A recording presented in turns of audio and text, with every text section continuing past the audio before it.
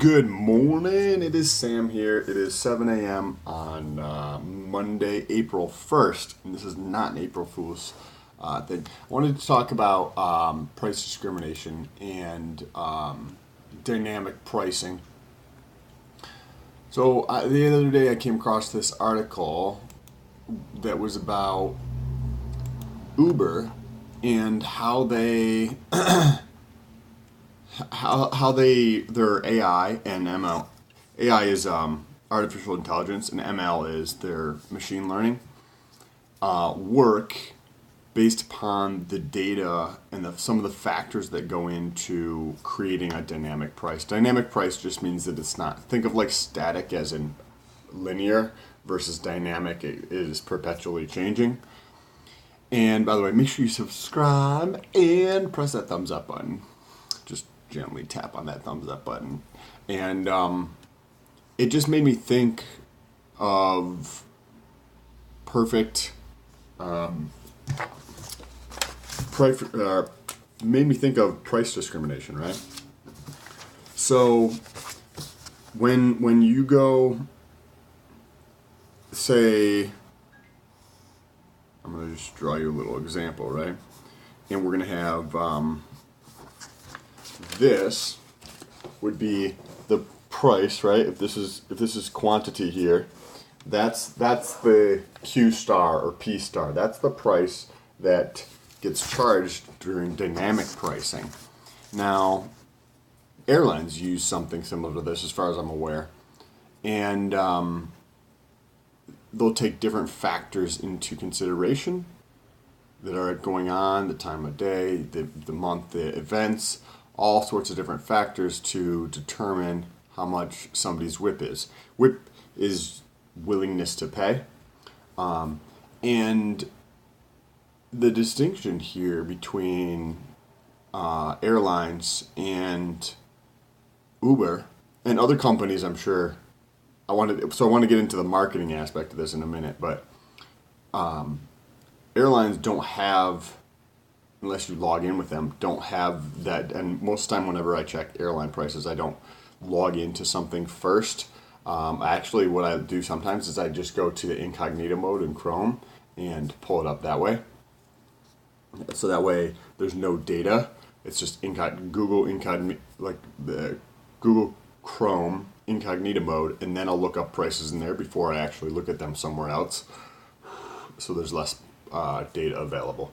But when it's on your phone, and in order to use the app, you have to give it access to a certain number of things. So it is easily conceivable how a company could use whatever data is available from their phone, right? Like they mentioned something in the article around your battery. And people who have a low battery are willing to pay a higher price.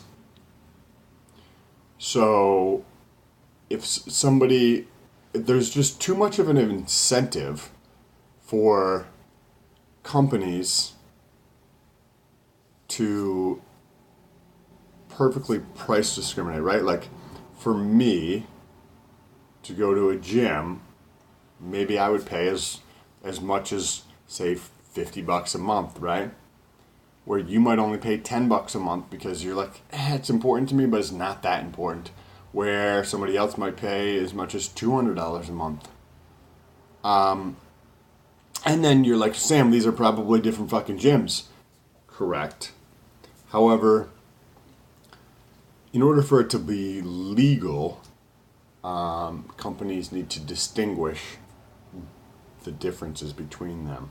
That's why you get really high prices for businesses versus other prices for individuals, because with certain commodity type products like internet, because they try to distinguish it in terms of, oh, well, they get this benefit or this feature, and that way they can charge a different price, because if it's different, then it's legal to purchase. Now, one of the things, say if you had 3 different prices you could charge, right?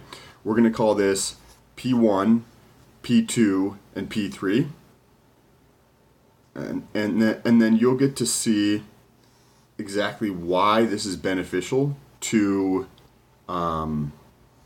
companies like Uber, or pretty much any company who does this kind of thing online. Think about this from the standpoint of somebody who's selling a digital product, right? If you have a digital product or service or course or whatever is available, you could set up your marketing to include an additional, say if you were marketing to doctors, right? But your product or service also applies to many other segments of the market, right? So if you create marketing to a doctor or doctors, right? Maybe you include a extra PDF, right?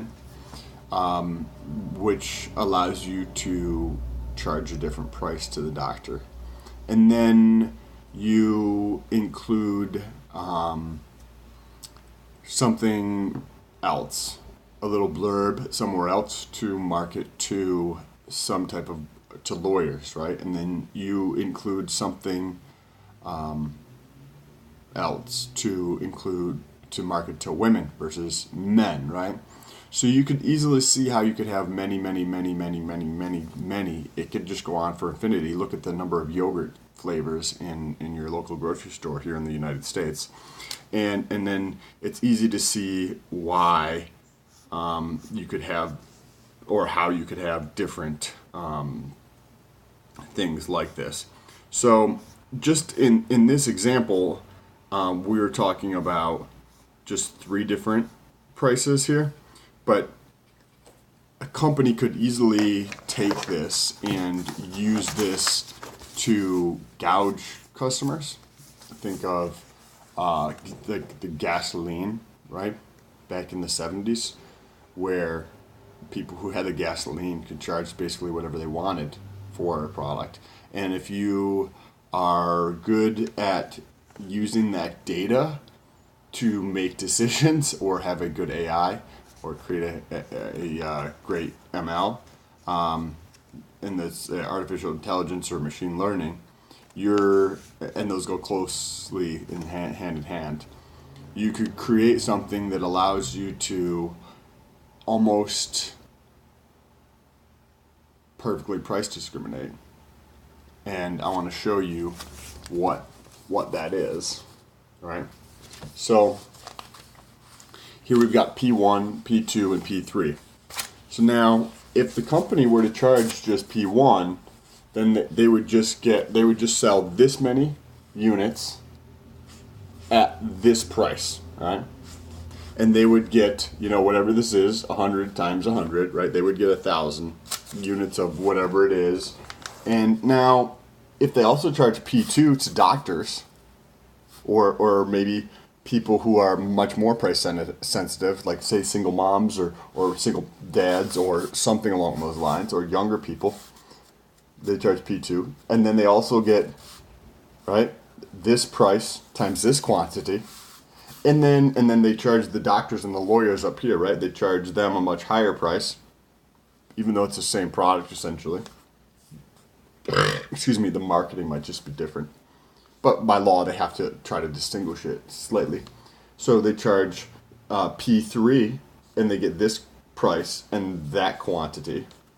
So the company is able to capture a lot more underneath the line right here, which allows them to make more money. That's why it's so appealing for companies to do this. My only thought is that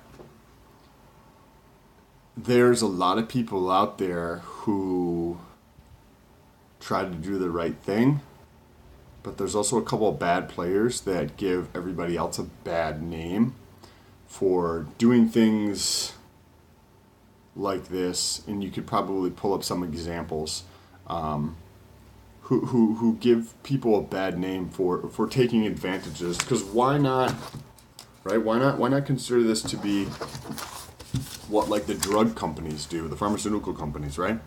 And what they end up they could end up doing, and this is already in effect to a lot of places, is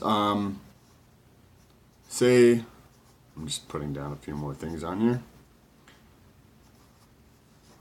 Why not do this, right? Like a pharmaceutical company, and they charge different prices based upon what country you're in or the country's ability to pay, right? Here in the United States, the government subsidizes everything. And so why not charge a much higher price here in the United States? And that's what they do. Versus like, say, third world countries charge a different price. And you're able to capture even more of this space underneath the demand curve here.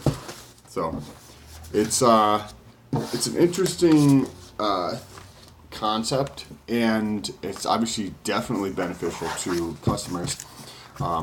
Even for myself, running my landscaping business in Florida, if there is some type of information that I learn or garner from somebody, but and they are super, they tell me that they don't care how much it is, they just want to get done, like, versus somebody who prepositions it as like, oh man, I don't have any money, I want to just see what's the cheapest I can get, I'm calling around, you know what I mean? Do you think that they could get two different prices easily? Potentially. Anyways, I thought this was a interesting topic to talk about on Monday morning. Let me know what you guys think down below in the comments. Appreciate you guys. Hope you create an amazing week. Don't forget to subscribe and press that little bell notification. Got a lot of other interesting videos set up for later this week. Talk to you soon. Peace.